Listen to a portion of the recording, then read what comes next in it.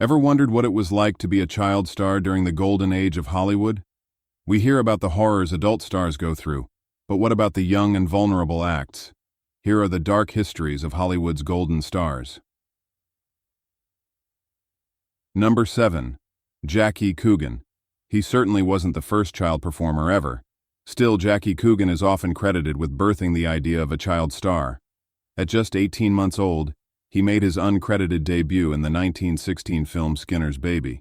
Sure, this was a modest start, and most importantly, it gave no sign of the significant impact his career would eventually have. But his parents seemingly had big plans for him. By the age of 3, he was already performing at the Orpheum Theater. While it was nothing significant, it gave Coogan his big break.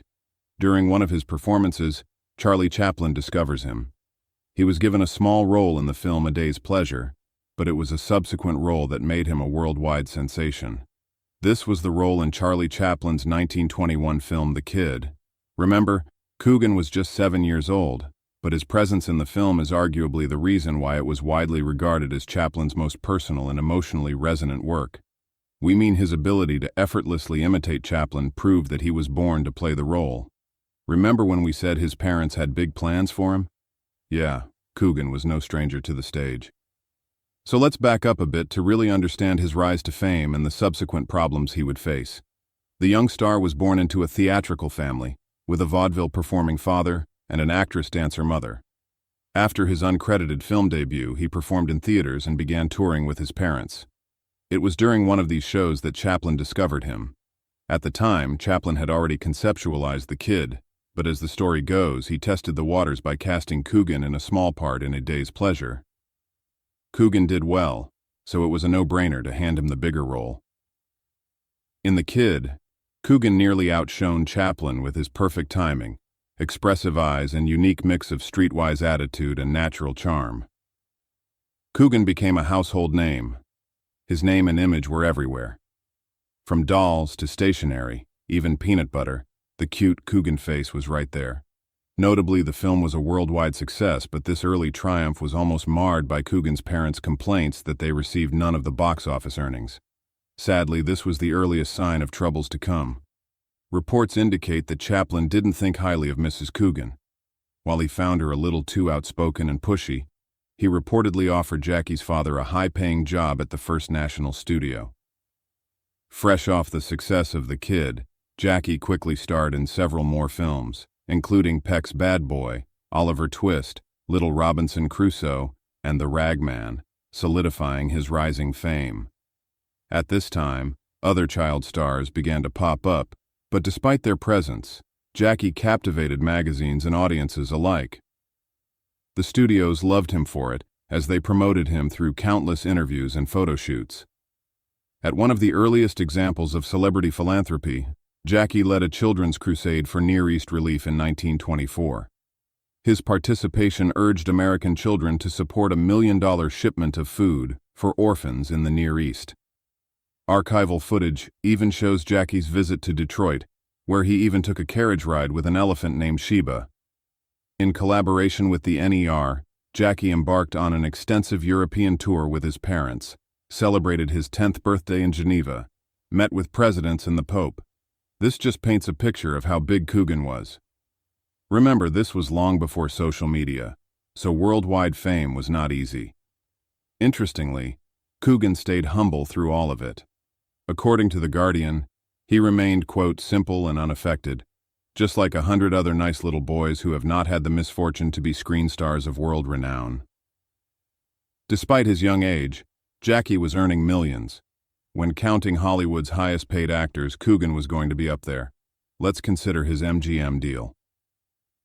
In 1923, his parents struck a notable deal with MGM Studios. This lucrative contract included a profit share in all of Jackie's films, as well as a substantial signing bonus and a $22,000 weekly salary. If you do the math, $22,000 in 1923 is equivalent to around $400,000 today. At that time, Coogan must have hoped he was set for life. Early retirement and never having to deal with the pressures of fame anymore. Sadly, those hopes were cut short. In 1938, Coogan asked his mother, who had remarried his former business manager, Arthur Bernstein, for his share of his movie earnings. His mother refused. According to Life magazine, she said, "No promises were ever made to give Jackie anything. Every dollar a kid earns before he is 21 belongs to his parents." Naturally, a heartbroken Coogan sued her and his stepfather, stating he had only received $6 a week until he turned 21, at which point he was given an additional $1,000. He was awarded only a little over $100,000 of the $250,000 that was left, after his parents had squandered the rest of his fortune. But while the case did not yield significant financial results for Jackie, it drew attention to the exploitation of child stars, leading to the creation of the Child Actors Bill or Coogan Law to safeguard their earnings and assets. All of those years of hard work and gruesome schedules meant almost nothing at the end of the day. The system used him while they could, and nobody, not even his parents, stopped to take care of his interests. It couldn't get any worse than this, right? Well, if you think so now, get ready to be shocked. Sadly, Jackie Coogan was one child star who actually had the easy way out. Number 6. Shirley Temple. Shirley Temple's career took off at the age of 3, with her breakthrough coming in the 1934 film, Bright Eyes. From that role, she quickly became a symbol of hope and happiness during the Great Depression, as she captivated audiences with her charm and talent. Although she was one of the most iconic child stars in Hollywood history, she had her fair share of the dark side of Hollywood. Yes, even Shirley Temple experienced a career fraught with dark secrets and challenges. To analyze this, perhaps there is no better place to begin than exploitation and manipulation. Temple endured grueling work hours and demanding schedules that were often unsuitable for a child.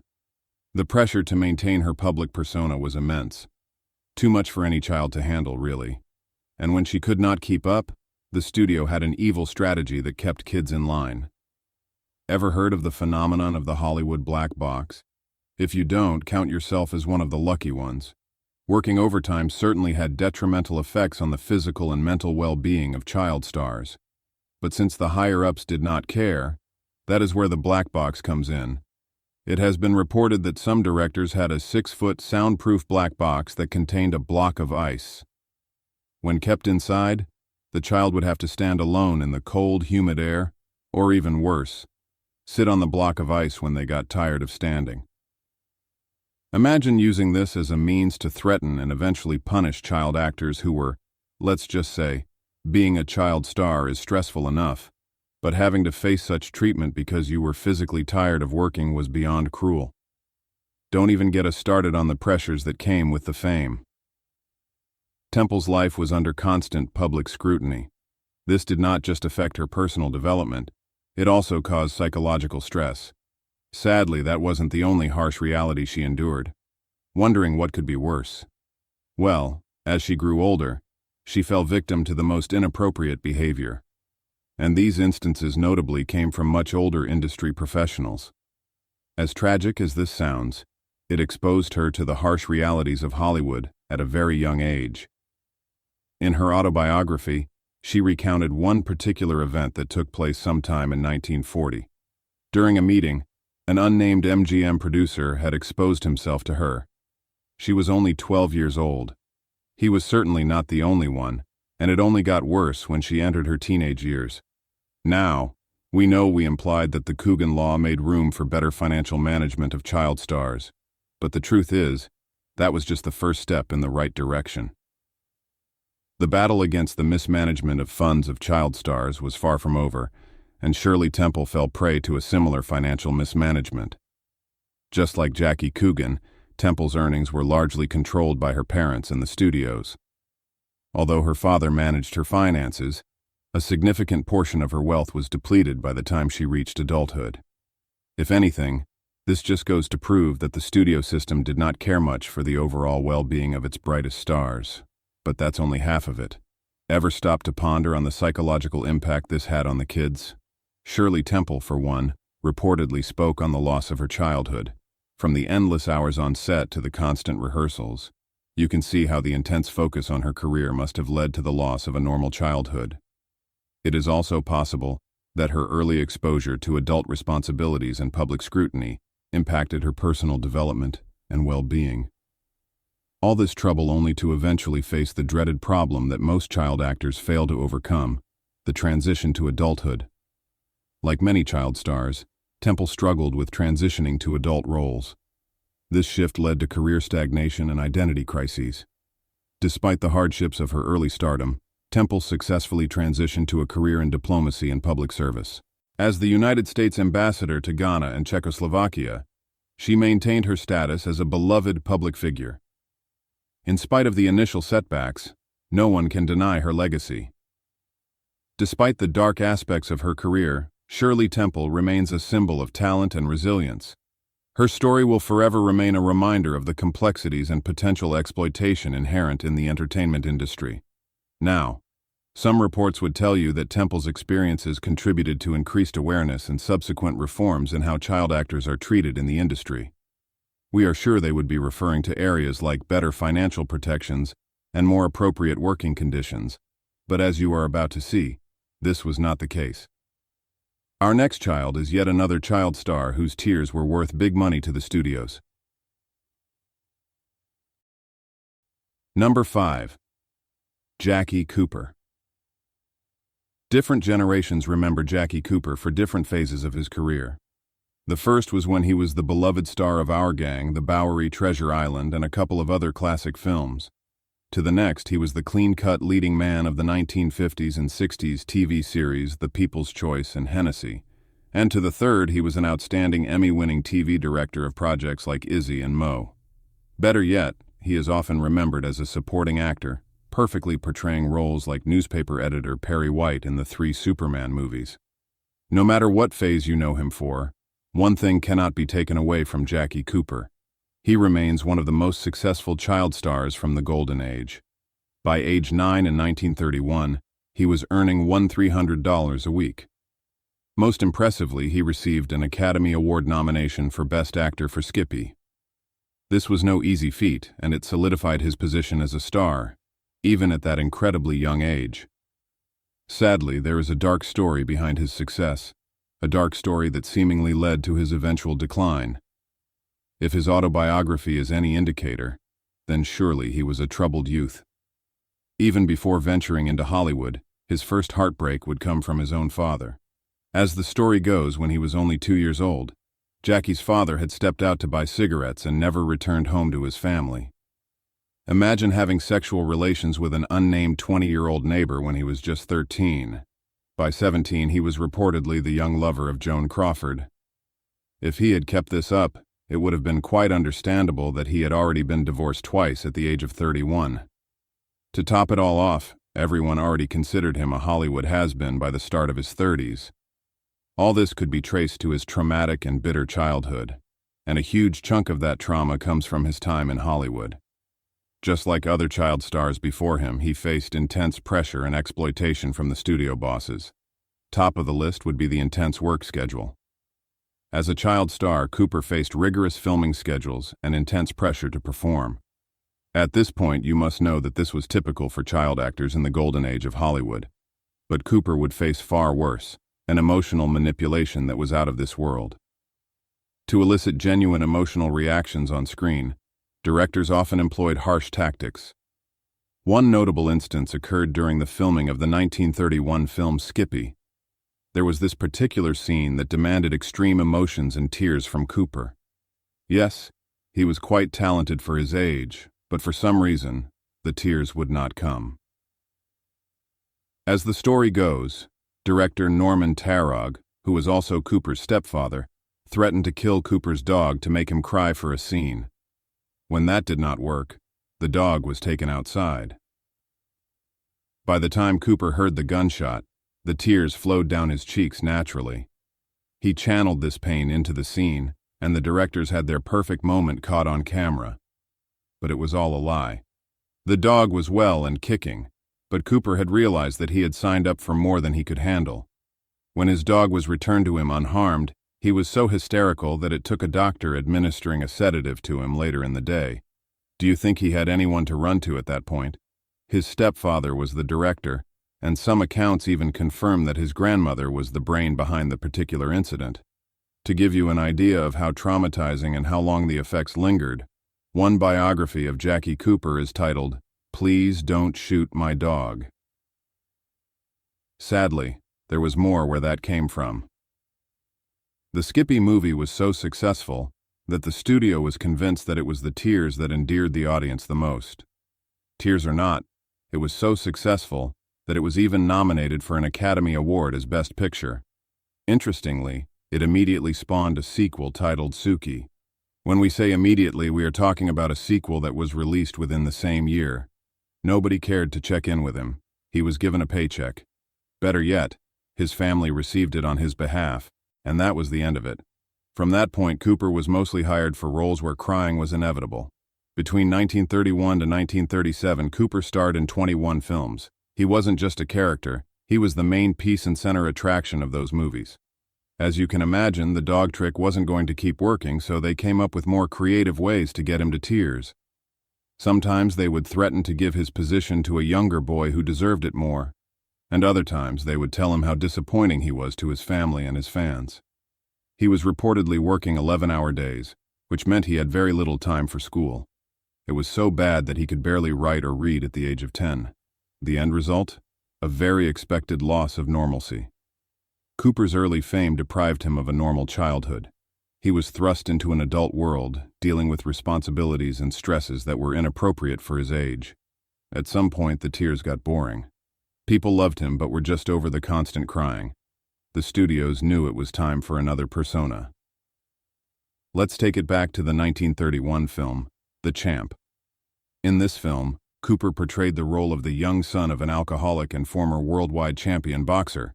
This film took away the tears and replaced it with an innocent, sweet, affectionate, kind, and devoted boy who only wanted to help his father get better.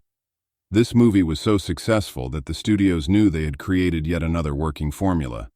Just like that, Cooper was now the face of the boy-wife persona. This boy's wife was meant to do everything for the older male figure in his life.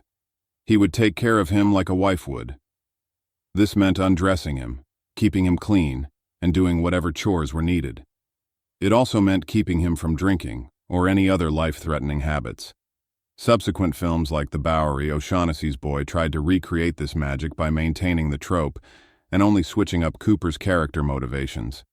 Don't even get us started on the silly character names like Dink, Stubbs, Swipes, and so on. Transitioning to adult roles posed its own challenges. Like many child actors, Cooper struggled to transition from child roles to adult roles. This transition was fraught with identity issues and the pressure to reinvent himself in an industry that often discarded child stars as they grew older.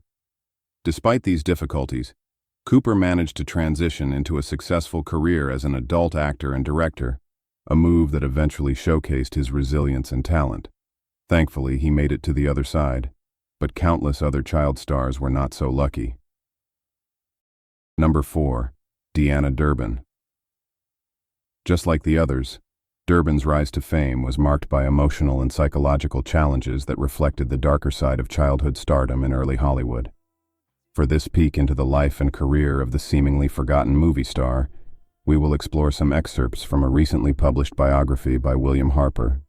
Born Edna Mae Durbin, Deanna Durbin was a Canadian-born actress and singer. Her name certainly doesn't ring bells like some of her peers, but it would interest you to learn that she was one of Hollywood's brightest stars in the late 1930s and early 1940s. Durbin was discovered by a casting director searching Los Angeles, singing schools for someone to play opera star Ernestine Schumann Hayek as a child. At 13, Durbin was signed by a studio. One thing you would note is that for most of her career, she was famously cast as the lovable and wholesome kid sister or girl next door. Even better, her popularity extended beyond the silver screen. In 1936, her singing talent earned her a spot on Eddie Cantor's weekly radio program. By 1938, Hollywood reportedly conducted a nationwide search to find the perfect gentleman to give Durbin her first on-screen kiss in the film First Love. That same year, Durbin received a special Miniature Academy Award for her significant contribution in bringing to the screen the spirit and personification of youth. When speaking about Durbin's talent, Harper explained that she had a unique blend of youthfulness and an incredible voice. Even as a child, she could hold her own screen. Her films resonated with audiences of all ages, offering feel-good, hopeful stories during a dark time in our country, and they all had happy endings. It made us believe we could achieve the same. Harper also noted that Durbin's films significantly improved the financial situation of her studio at the time. To explain why Durbin's name isn't as prominent today as some of her peers, there are a lot of things to consider. We could take it back to 1949 when she was released from her contract with Universal. At the time, she could very well have probably gone to MGM or another studio because she was still at the height of her acting abilities. Even her voice had a fan base of its own. So what did the trick? What dark events could have led to her departure from Hollywood in 1948? While there is no clear-cut answer, there have been constant speculation on the matter. A quick search online would bring up a couple of answers, each one being a combination of personal and professional factors that contributed to her decision to leave the film industry at the peak of her career. Let's begin with her conflict with the studio executives. It has been said that Durbin often clashed with studio executives over the direction of her career. She reportedly felt that her artistic needs and desires were ignored in favor of profit and maintaining her established image. These conflicts further fueled her decision to step away from the industry. You could also find that there was some level of disillusionment with Hollywood on her part. Durbin became disillusioned with the Hollywood studio system. She felt that she was typecast in sweet, wholesome roles and denied the opportunity to explore more mature and varied characters. Despite her attempts to break away from her girl-next-door image, the studios were reluctant to cast her in roles that would challenge this persona. This also tied nicely to the excessive control and lack of creative freedom. Durbin experienced a lack of control over her career. Remember, the studio system was so strict that it controlled every aspect of an actor's professional life, including the types of roles they could accept and their public image. But like many child stars, Durbin eventually sought more challenging roles. As she grew older, she tried to take on more mature characters, such as a prostitute in the 1944 film Christmas Holiday.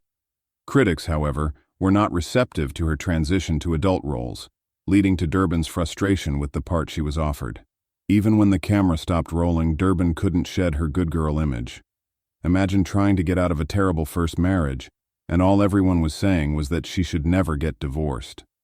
This lack of autonomy over her own career choices must have been frustrating for Durbin, who wanted more creative input and the ability to take on diverse roles. Overall, one could just chalk it up to pressure and burnout. Considering she started her career at a very young age, experiencing intense pressure and high expectations from the onset must have been too much to handle. It is understandable that the relentless pace of her career, combined with the demands of fame, led to burnout. The constant scrutiny and the need to maintain a certain public image took a toll on her mental and emotional well-being. Or you could just say it was a strong desire for a normal life. After years in the spotlight, Durbin yearned for a normal private life away from the public eye. In 1949, she moved to France, settling in the village of Nifles-le-Château near Paris. A year later, she remarried. This time to film director Charles David. Her third marriage to David certainly provided her with the stability and privacy she craved, as the union lasted until her husband David's death in 1991. With the way things played out, it is pretty clear that she wanted a life where she could raise a family and live without the constant attention and pressures of being a Hollywood star. Her decision to leave was a courageous move to reclaim her autonomy and live life on her own terms. But at some point, Durbin could have easily made a comeback later. But she chose to continue living a private life with her family, far from the spotlight. Some people have occasionally raised questions as to why she did not receive a Lifetime Achievement Award or some other form of recognition for her work much later in the 60s or 70s. By the time she ran, she had completed 22 films, but at that point, she had just had enough. She fled to Europe and completely turned her back on Hollywood. The question remains, why?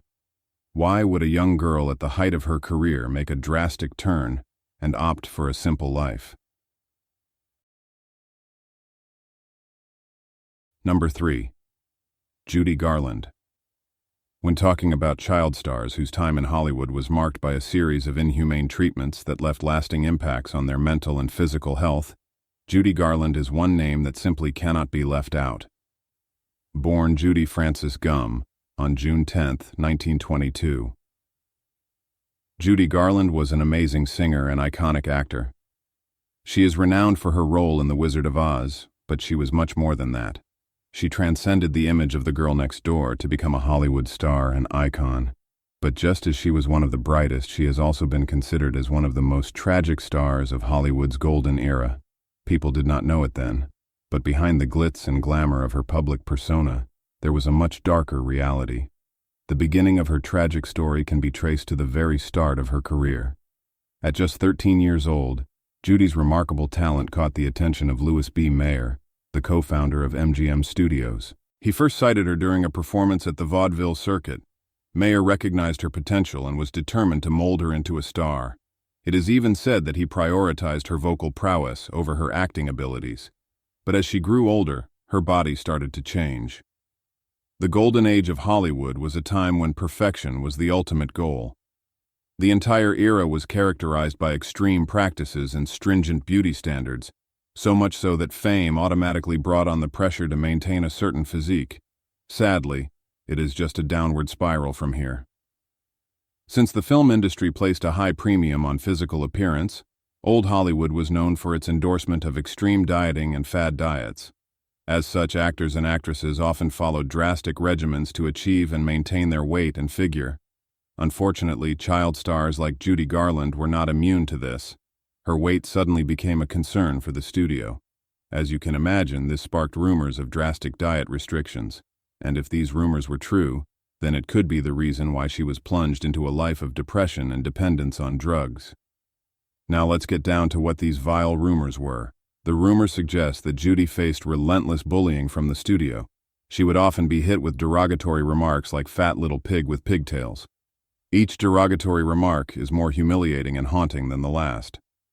Even after her debut film, the studio allegedly continued to subject her to a strict diet regimen that bordered on abuse. Allegedly, they would taunt her by serving food only to snatch it away before she could eat it. Can you imagine just how tormenting that is? Despite marrying at 18 and seemingly meeting the studio's weight standards, Judy's ordeal continued behind closed doors. By this time, the rumors of her intensified dieting were public knowledge. She was forced to incorporate grapefruit with every meal, based on the belief that it had fat-burning properties. At some point, she was even placed on strictly liquid diets. Her sustenance is said to be limited to chicken soup, black coffee, and appetite-suppressing pills administered every 4 hours. Shockingly, it's speculated that she was coerced into smoking up to 80 cigarettes daily. Imagine that. All these are very compromising standards for anyone's well-being.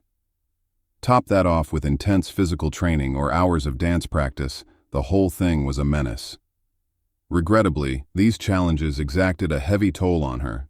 It led her down a path of dependence on medication and drugs to the extent that by the age of 37, she was deemed a permanent semi-invalid.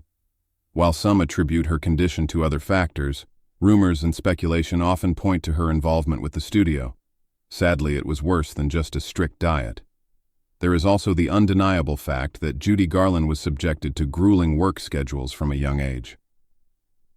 Starting her career in the entertainment industry at just 2 years old in a local theater, she was often required to work long hours without adequate breaks. Of course, this is now widely recognized as detrimental to a child's development and well-being, but they didn't know it then, or they did and they just didn't care. It was all about the profits. As you can imagine, the working hours only got worse after landing her MGM deal. Now, this might sound contradictory to their sole profit-making goal, but the studios had this nasty habit of making their child stars feel bad about themselves, and Judy Garland is a very well-documented case study. MGM, which is notoriously the most evil studio a child could have ended up in, had Judy Garland in its claws the moment she signed a contract with them. With the ability to control every aspect of a star's life, they enforced strict control over her diet to maintain a specific image. Garland was placed on a harsh diet that included minimal food intake and the use of diet pills. She was often subjected to public weigh-ins and harsh comments about her appearance. contributing to her lifelong struggles with body image and self-esteem. To meet the demands of her schedule, Garland was given amphetamines to stay awake and barbiturates to sleep. While she fell prey to this practice when she was a teenager, it eventually led to severe addiction issues that plagued her throughout her life. The studio's role in fostering her dependency on drugs is a stark example of the neglect and exploitation many child stars faced. Garland experienced significant emotional and psychological abuse from studio executives, and there was one particular culprit. Louis B. Mayer, the head of MGM, is reported to have belittled her. Calling her "my little hunchback" due to her posture and frequently criticizing her looks was the constant abuse that contributed to her chronic insecurity and mental health struggles. Despite her significant earnings as a top Hollywood star, Garland faced financial instability due to mismanagement and exploitation by those around her, including her own mother, and later by her husband's. This financial exploitation further compounded her struggles, leaving her with limited resources to combat her personal issues. The cumulative effect of these abuses led to severe mental health issues including anxiety, depression, and suicidal tendencies. Garland's struggles were well documented, and she spent time in psychiatric hospitals and underwent various treatments in an attempt to manage her mental health. If you've made it this far, do hit the subscribe button and turn on the notification bell so you don't miss any updates from us. Now let's move on to the very first child to land a Disney contract. Number 2. Bobby Driscoll. Bobby Driscoll's life story serves as a cautionary tale about the perils faced by child stars in Hollywood. As you are about to see, it highlights the industry's propensity to exploit and discard young talent once they've outlived their perceived commercial usefulness. Bobby Driscoll became one of Disney's most prominent child stars in the 1940s and early 1950s. His performances in films like Song of the South, So Dear to My Heart, and Treasure Island earned him significant acclaim, one of which included the prestigious Juvenile Academy Award. Interestingly, Bobby Driscoll was discovered at the age of 5 when a barber introduced him to his neighbor, who happened to be a casting director. His natural acting ability quickly set him apart. He had expressive eyes and an endearing smile. He truly was a delight to watch. He made his screen debut in the 1943 film Lost Angel. This led to more roles, of course, because his talent and charisma were undeniable. Driscoll's role as Johnny in Disney's Song of the South truly catapulted him to fame. As his performance was praised for its emotional depth and charm, it earned him widespread recognition. Another significant role for Driscoll was as Jimmy Hawkins in the Disney's 1950 film Treasure Island. In this film, Driscoll showcased his versatility and became an iconic figure in children's adventure films. That same year, Driscoll received a special Juvenile Academy Award for outstanding performances in So Dear to My Heart and The Window.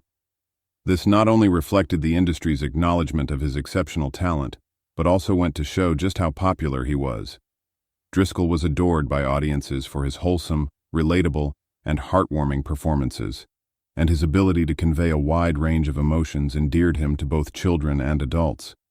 His roles often depicted him as a brave, earnest, and kind-hearted boy, which resonated deeply with the post-World War II audience that sought optimistic and inspiring stories. Let's not forget that Driscoll was the ultimate Disney icon. As one of Disney's first contract players, Driscoll became synonymous with the brand's image of innocence and adventure. His association with Disney's golden age of animation and live-action films no doubt added to his appeal. By 1953, he voiced the title character in Disney's animated classic Peter Pan. This further cemented his place in the hearts of many. Driscoll's performances left a lasting impact on popular culture. His role in Treasure Island is particularly iconic, influencing subsequent portrayals of the character Jim Hawkins. One may also think that his work with Disney contributed to the studio's reputation for producing high-quality family entertainment that also helped shape the childhoods of countless fans. Sadly, that success came at the cost of a normal childhood. Driscoll faced intense work schedules that left little time for normal childhood things. The demands of continuous filming and promotional activities were exhaustive, impacting his education and social development. But the worst was yet to come. As Driscoll grew older, he faced the common issue of typecasting. Hollywood struggled to transition him from a child star to an adolescent or adult actor. The onset of puberty brought physical changes, including severe acne and a change in the tone of his voice. This greatly affected his screen image and led to his contract termination with Disney. Hollywood's reluctance to see him in mature roles limited his opportunities. The industry's preference for a particular look and type for child actors meant that as he aged, he no longer fit the roles that had made him famous. This abandonment left Driscoll without the support and guidance he needed during a crucial period of his career and personal development. Later on, Driscoll's life was marred by legal troubles, including arrests related to his drug use. Financial difficulties compounded his struggles, and he became increasingly marginalized by the industry that once celebrated him. Naturally, the abrupt end to his career contributed to his descent into substance abuse. To make this worse, he faced significant social alienation. This dramatic shift from being a beloved child star to being virtually unemployable was devastating. His attempts to revive his career were largely unsuccessful, leading to further isolation and despair. So much despair that his life tragically ended. In 1968, he was found dead in an abandoned New York City tenement at the age of 31. His death was attributed to heart failure caused by his drug use. It was evident that he had been living in squalor. It was so bad that his body went unidentified for some time. Driscoll's tragic early death in 1968, largely forgotten and destitute, highlighted the stark contrast between his early success and later life. Bobby Driscoll's story continues to reverberate through the ages, a perfect example of Hollywood's exploitation and subsequent abandonment of child stars. A cautionary tale that while they may initially be used for their talent, he was given a paycheck. Better yet, his family received it on his behalf in appeal. They could just be as easily cast aside once they no longer fit the industry's narrow definition of marketable. The lack of support during his transition to adulthood, coupled with the pressures and exploitation he faced as a child, contributed to his tragic downfall. But have we truly learned anything? Driscoll's life underscores the need for comprehensive protections and support systems for child actors, ensuring their well-being both during and after their time in the spotlight. Number 1. Mickey Rooney. Surprised Mickey Rooney made this list? Well, as you are about to see, his career trajectory is yet another vivid illustration of Hollywood's tendency to exploit and then abandon its stars once they no longer fit the mold that brought them initial success. To break this one down, we will begin with his phenomenal rise to stardom.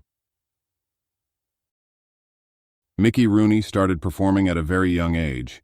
He reportedly appeared in vaudeville before moving on to film. When he made the transition, though, he gained significant popularity with his portrayal of Mickey Maguire in a series of short films in the 1920s and early 1930s. However, one could argue that Rooney's breakout role came as Andy Hardy in the MGM film series, which began with the 1937 film A Family Affair.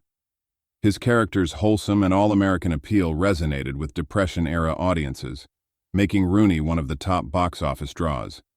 Notably, Rooney was an on-screen heartthrob who was often paired with Judy Garland in films like Babes in Arms and Strike Up the Band. These films were particularly popular, and the studio frequently teamed them up to maximize profits. While MGM exploited this joint star power, both Garland and Rooney were deprived of typical childhood experiences. The relentless demands of their careers meant that their lives were controlled by the studios, with little time for education, play, or normal social interactions. MGM maintained strict control over their personal lives, including their appearances, behaviors, and public images, leaving them with little autonomy. To cope with the demanding schedules, both stars were provided with amphetamines to keep them awake and barbiturates to help them sleep. This practice began when they were teenagers, leading to severe addiction issues. The long-term use of these substances had devastating effects on their physical and mental health. Garland, in particular, struggled with addiction throughout her life, leading to multiple hospitalizations and contributing to her early death. Both stars were under constant pressure to maintain their image and perform at a high level. This pressure contributed to severe anxiety and mental health issues, including depression. By now you already know that Rooney's success also meant a demanding work schedule. But as demanding as it was, MGM tightened its grip further. The studio capitalized on his popularity by casting him in numerous films, including musicals, comedies, and dramas. His work ethic and versatility were heavily exploited by the studio. At some point, Rooney's career was interrupted by his service in World War II, although he continued to work in entertainment during his service. His absence from Hollywood slowed his momentum. Post-war, Rooney returned to Hollywood, but the industry had changed. Even Rooney himself had changed. The initial boyish charm was gone, and the much-needed transition from boyish roles to adult parts proved challenging. We mean, his earlier typecasting made it difficult to find new, suitable roles. Naturally, Rooney's star power began to wane from the late 1940s and early 1950s. Audiences' tastes were shifting, and the wholesome image that made him famous no longer resonated as much. Try as he might, he struggled to find success in more mature roles. His attempts to reinvent himself in dramatic roles and independent films were met with limited success. To make his decline even more painful, Rooney would face significant financial troubles, including mismanagement of his earnings by his parents and subsequent legal battles. Despite his substantial earnings in his prime, he declared bankruptcy multiple times. Rooney's lavish lifestyle and multiple marriages also contributed to his financial instability. He reportedly supported several family members and faced significant alimony payments. Then came the substance abuse. Rooney struggled with alcohol and prescription drug addiction, which affected his personal and professional life. Sadly, these issues did not just pop out of nowhere. They had always been a present factor from his days of child acting. Just like Judy Garland, the studios have been blamed for introducing drugs to him at an early age. At the end of the day, the pressures of his career and personal life took a toll on his mental health, leading to periods of depression and instability. He had a comeback, though. Rooney found some success in television and theater later in his career, including a 1979 Tony Award for his performance in Sugar Babies. This was in 1979, and it did not fully restore his earlier prominence.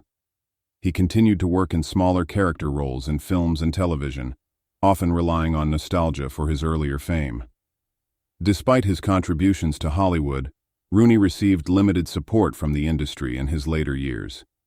He struggled with financial insecurity and health issues without significant assistance. Want to know the saddest part?